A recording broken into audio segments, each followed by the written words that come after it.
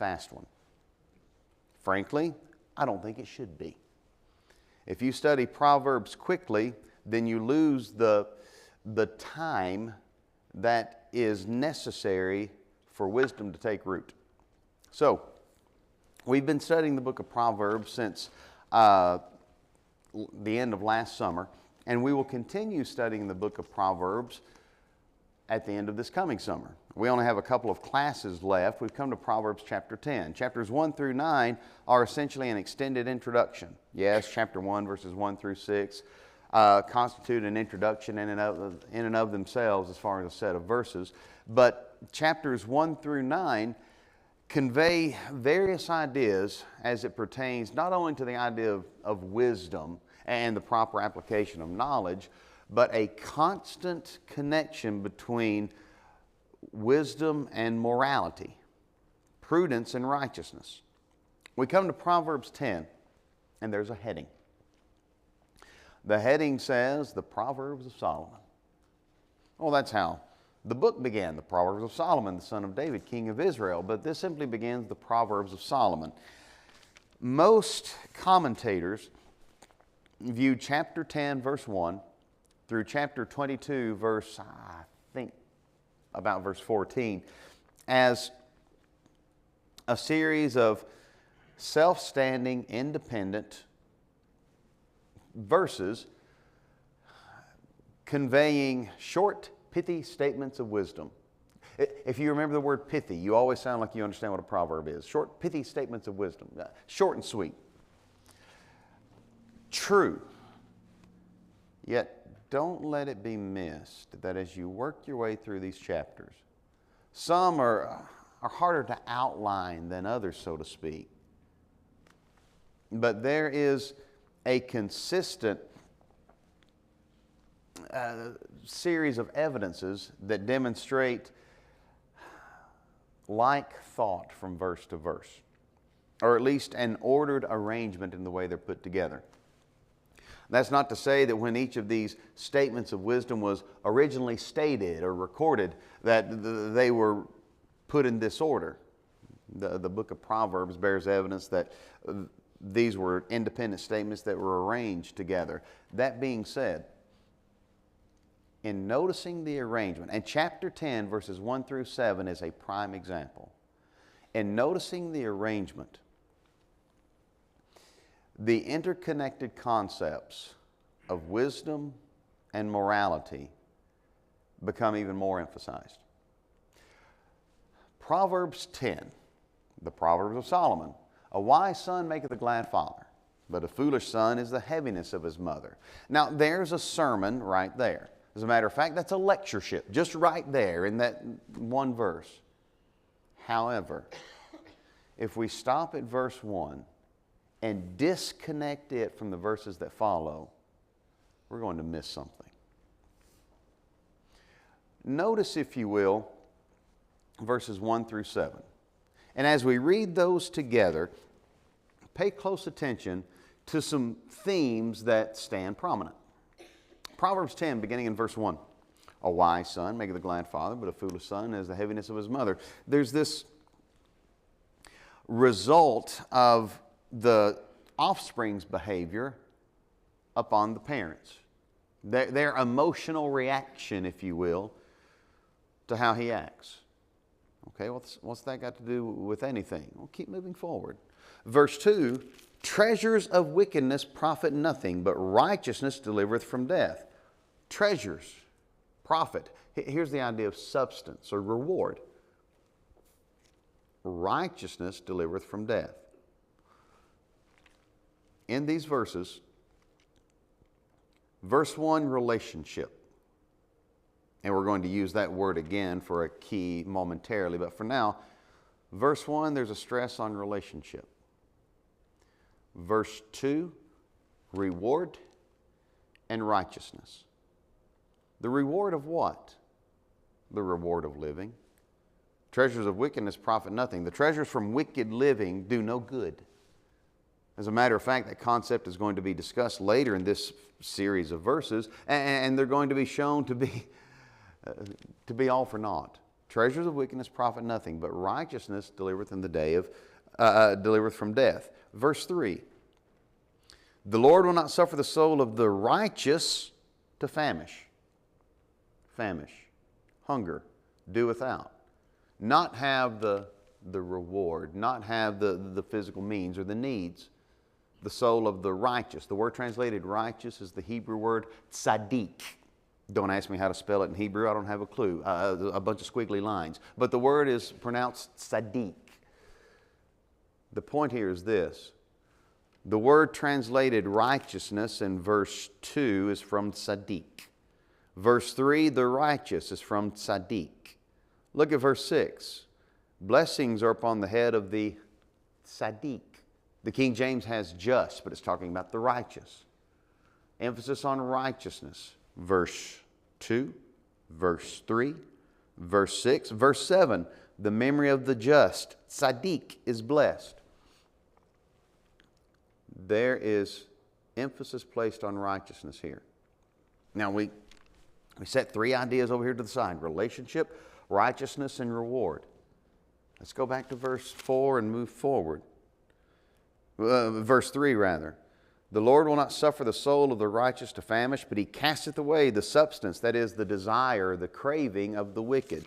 That which the wicked desires or craves, that which motivates his soul, that which moves his impulses. By the way, that's set in contradistinction to the soul of the righteous. That which moves the wicked is going to come to naught. God casts away the cravings of the wicked. Oh, you want that? Verse 4. He becometh poor that dealeth with a slack hand, but the hand of the diligent maketh rich. Wait a minute, what's that got to do with anything? Well, if we think about the relationship between verse 2, the treasures of wickedness profit nothing. Why do so many people choose wicked means to obtain their physical means? Why would people choose rather to steal than to do an honest day's labor? Could laziness be part of it? Look at verse 4 again. He becometh poor that dealeth with a slack hand. He's too lazy to work. But the hand of the diligent maketh rich. There is a connection between the treasures of wickedness and laziness. Now some are lazy, but they don't want to engage in wickedness, and so they just become poor. Some are lazy, but they want means, and so they put just as much energy into dishonest efforts as they would an honest person puts into honest efforts in order to obtain their cravings or their desires. The connection is beginning to become evident. Relationship, still scratch our heads on that one. How does that fit? Wait just a minute. Righteousness and reward. So verse 4, he becometh poor that dealeth with a slack hand, but the hand of the diligent maketh rich. Verse 5, he that gathereth in the summer is a wise. This is not the word wise, chakma, translated wise in verse 1. This is shakal. The word translated wise here is more of the idea of prudent. It might be called the proper application of wisdom. It connects to the idea of avoiding negative outcomes. He that gathers in the summer is a wise son, but he that sleepeth in harvest is a son that causeth shame. Causes shame to who? Well, if it said a son that causes shame, causing shame to, parents, relationship. There it appears again. Relationship, righteousness, reward. We've already noted verse 6 briefly in emphasizing the idea of righteousness, but let's read it again in full. Blessings are upon the head of the just, tzaddik, righteous, but violence covereth the mouth of the wicked. Blessings, rewards come to the just, but the wicked, he's going to get what's coming his way sooner or later. Verse 7, the memory of the just. Here's his memory. His reputation. Why do so many people give hundreds of thousands, if not millions of dollars to have their names put on buildings on college campuses so that they'll be remembered? A good name is rather be chosen than great riches. It's not just the rewards in this life, but especially in the Hebrew mind, there was a very strong connection between the idea of living onward and being remembered in a positive light. The memory of the just is blessed. People think about him who's gone favorably. But the name of the wicked shall rot. What a shame to attend a funeral where those that are even in attendance are relieved that finally we don't have to deal with him anymore. Righteousness, reward, and relationship. Interconnected ideas. So let's bring it back to verse 1. Well, Scott, we've just read 7 verses. You've like set a record in the speed at which you've done. That was just the introduction. Now that we see the connection between these, let's go back and ask some questions on verse 1. What's meant by a wise son maketh a glad father? But the one that, so that's getting all A's on that report card, right? A wise son maketh a glad father. That's the one that is wise enough to have strong investments and a good portfolio. A wise son maketh a glad father. What's the wisdom here? The wisdom pertains to righteousness. But a foolish son is the heaviness of his mother. We're going to look at verses 1 through 7 in terms of righteousness gives rewards. And those rewards extend beyond simply personal gain for self. But those rewards impact the people closest to me.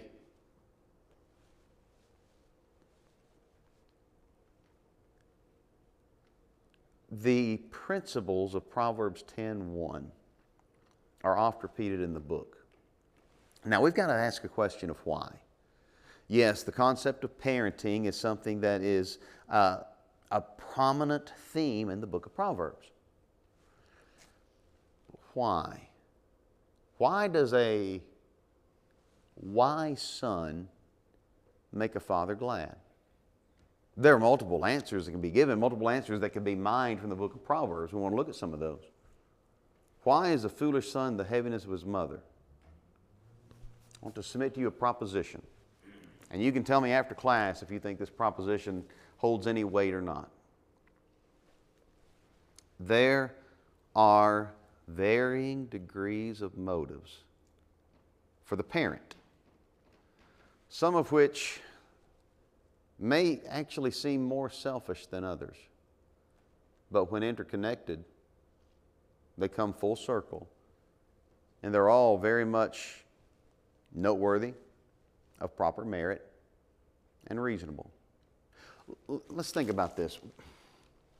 Why would a wise son make a glad father? Why would a foolish son be the heaviness of his mother? Let's let the book of Proverbs answer this for us. Go to Proverbs 29:15. Proverbs 29:15. When we get there, because I fear my voice may be going out, we'll get someone else to read that one for us just so that you don't have to hear me the entire time. Proverbs 29:15. Who wants to read that one?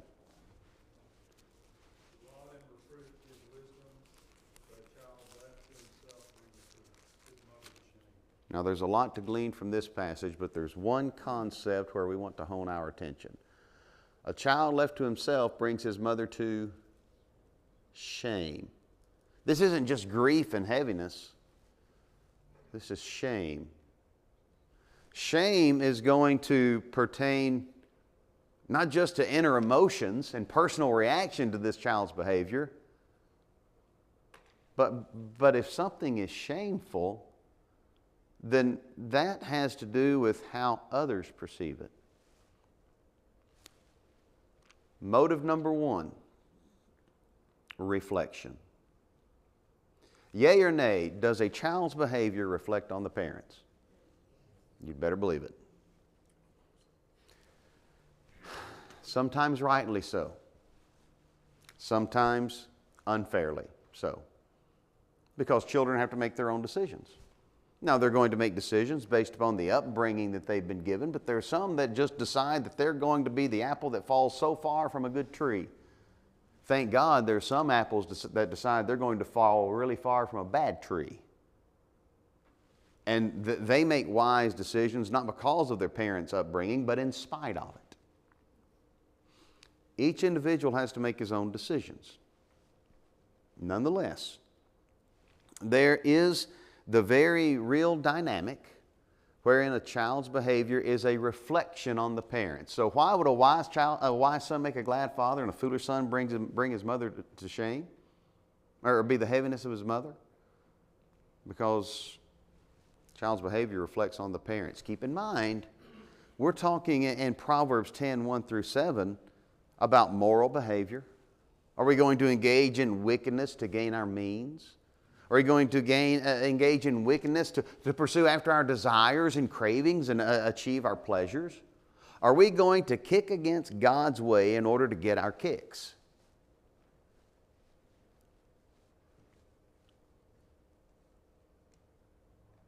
Yes, the child that follows that course reflects poorly on the parents. But we got to be careful here. Because if in rearing our children, the only motive we ever convey is sit down and shut up, don't embarrass me. Now it's all about me. Anybody ever been embarrassed by your children? Anybody ever been embarrassed by your parents? It's just fair, right? It's called vengeance. No. Yeah, turnabout's fair play. It's very much the case that there's this sense of a child's behavior reflects on the parents.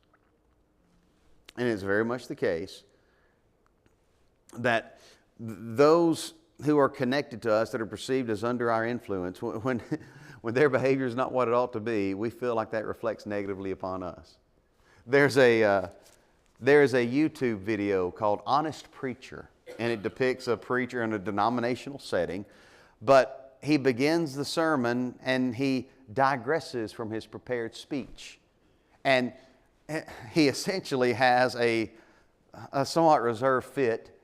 And he says, "You guys, sometimes you're bad. You're supposed to be good."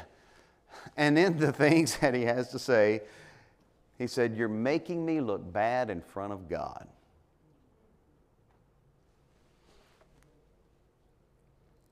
Could parents say that to their children or feel that emotion? The way you're behaving, God knows exactly what kind of influence the preacher has endeavored to exercise on the congregation, whether we've done what we ought or not. God knows exactly the kind of influence parents have exercised upon their children, whether we've done what we ought or not. But there's still that sense, and even when we've done our best, and the results aren't what we hope to see, there's the feeling of you're making me look bad. But let's not stop at reflection, because if we do, we're really focusing on self. Another idea, we're in Proverbs 29 as far as looking at some interconnected concepts. Look at Proverbs 29:3. Who wants to read that one for us? Proverbs 29:3.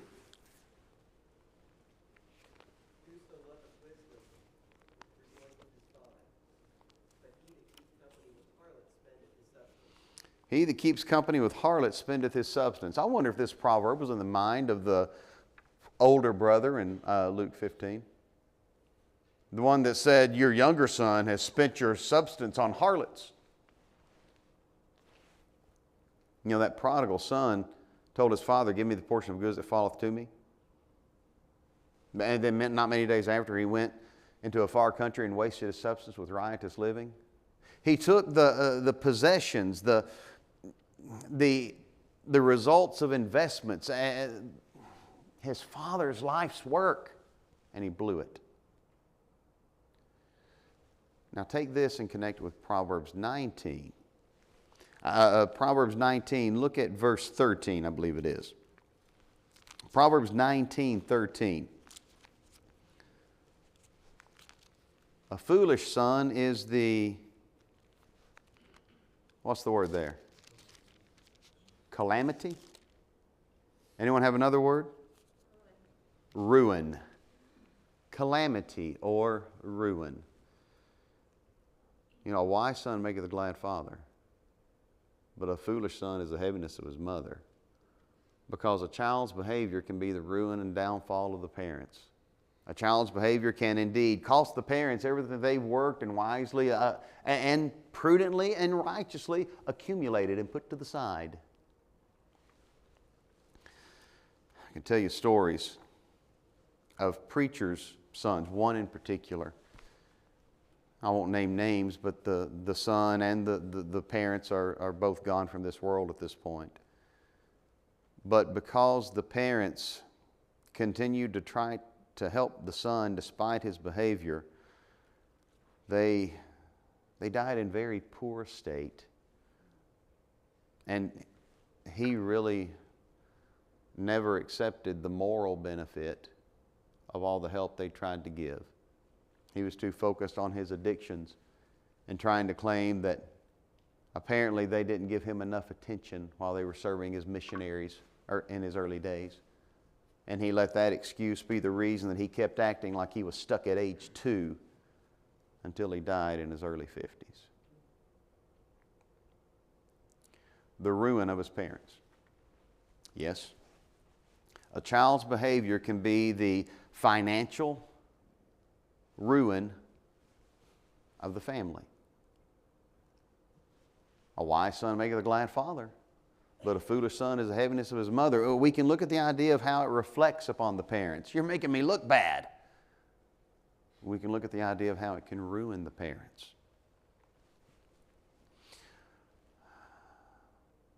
But there's another concept. We're in Proverbs 19.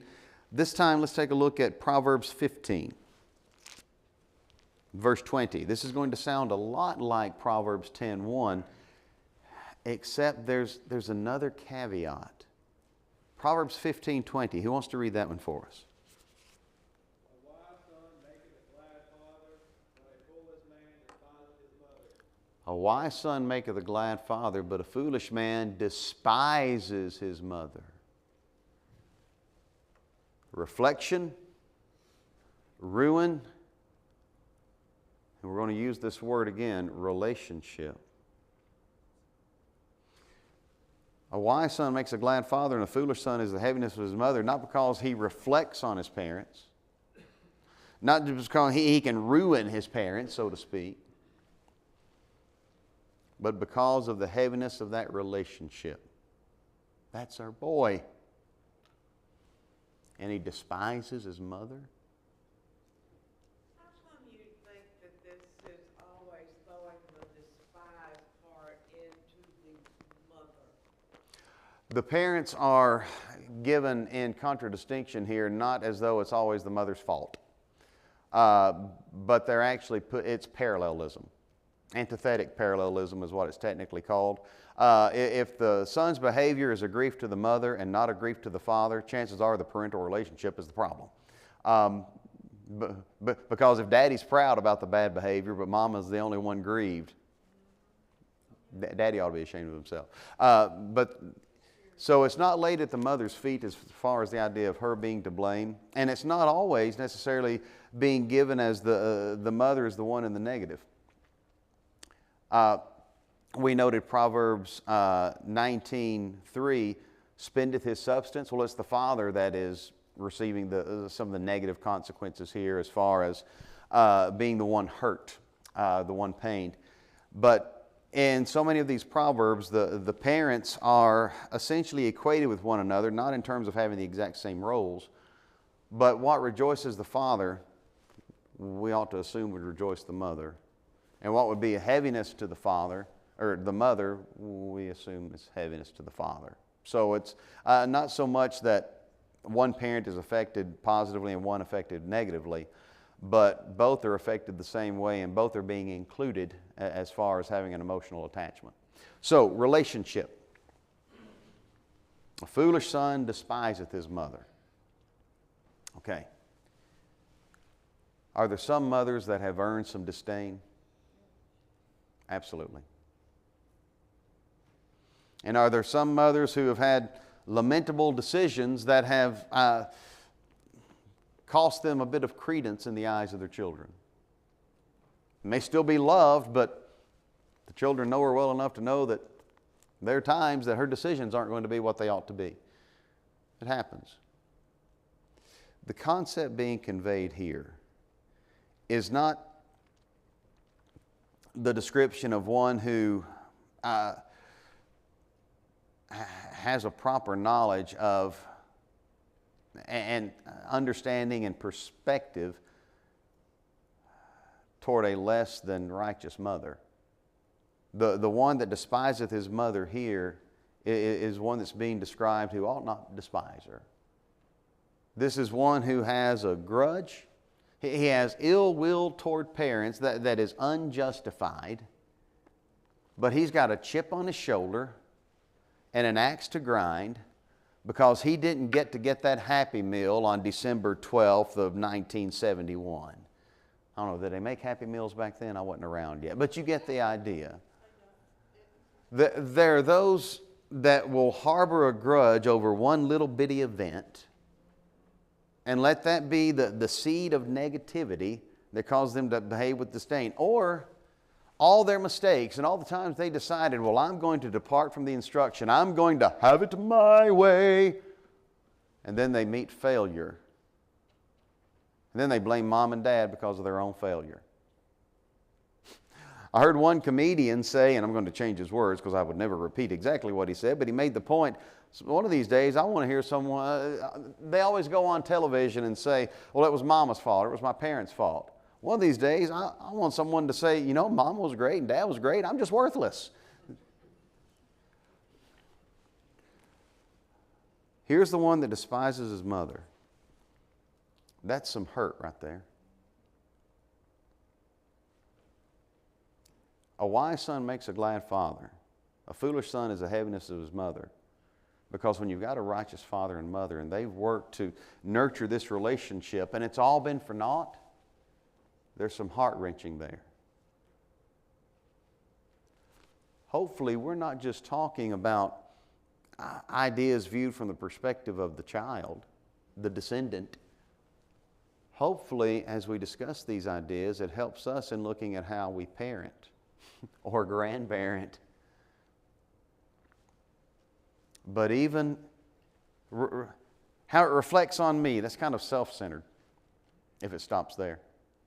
How it could ruin me. Well, really, is our joy or grief over our children going to be based on how much they've cost us? How the relationship with me.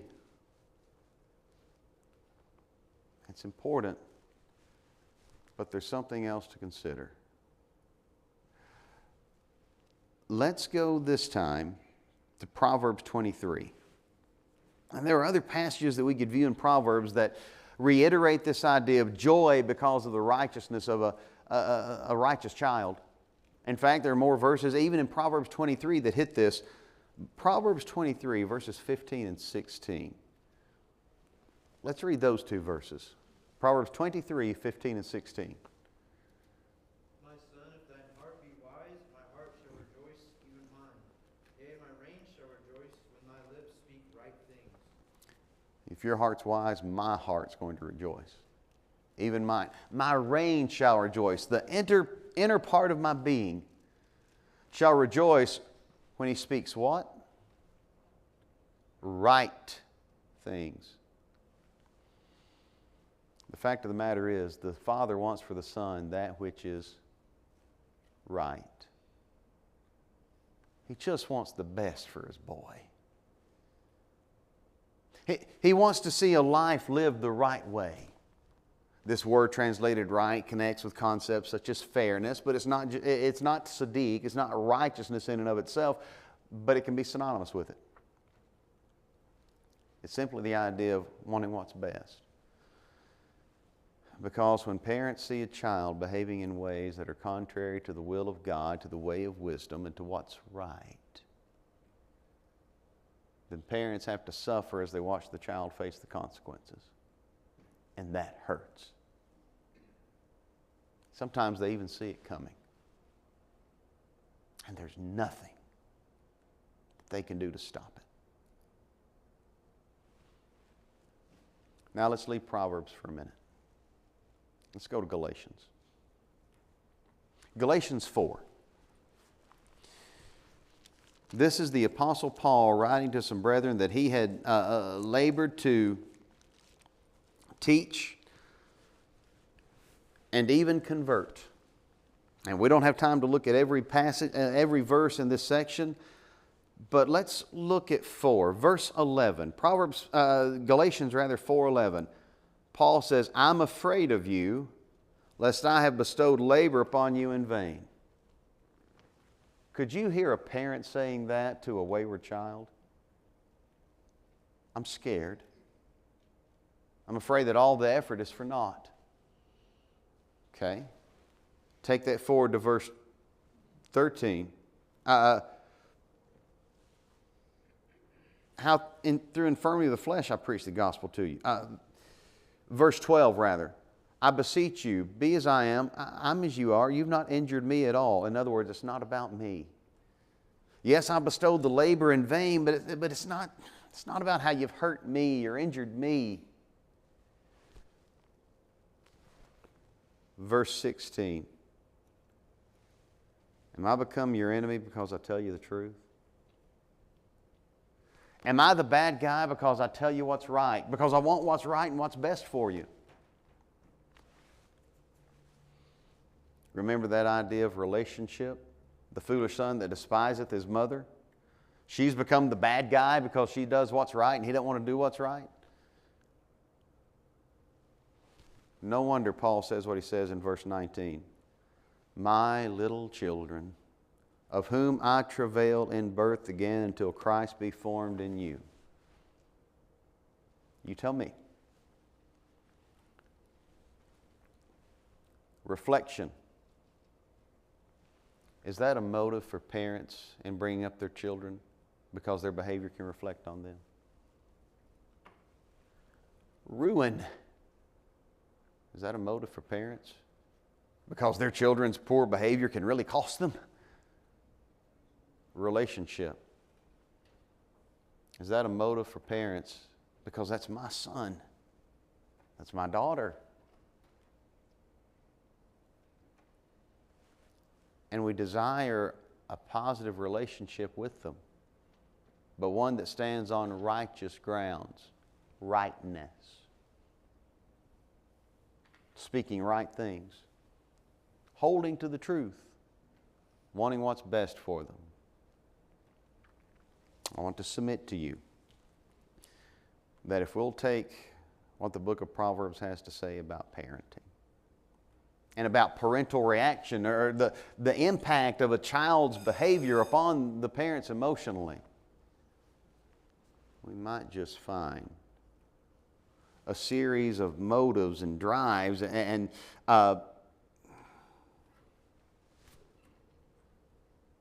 reasonings that describe what parenting really ought to be.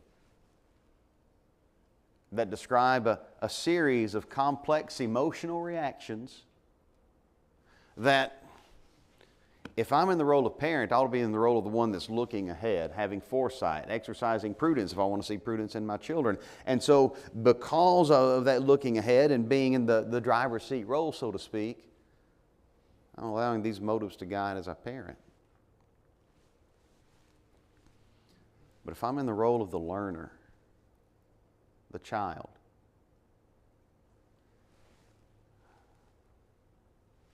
how many people enjoy causing negative emotional reactions with those that love them the most?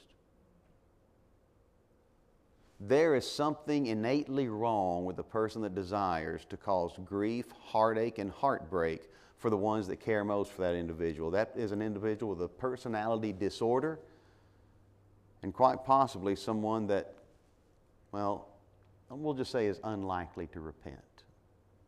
However, when we think about how these motives ought to impact a sincere and overall well-intended person,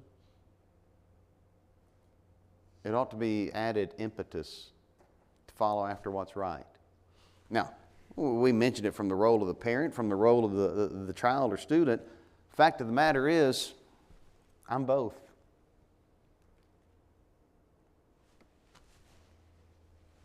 So are you. These relationships have their own dynamics. Each can be different. But if we think about the impact of these ideas, hopefully it'll help us to make the most of the relationship, whichever role we're filling. Thank you for your time tonight.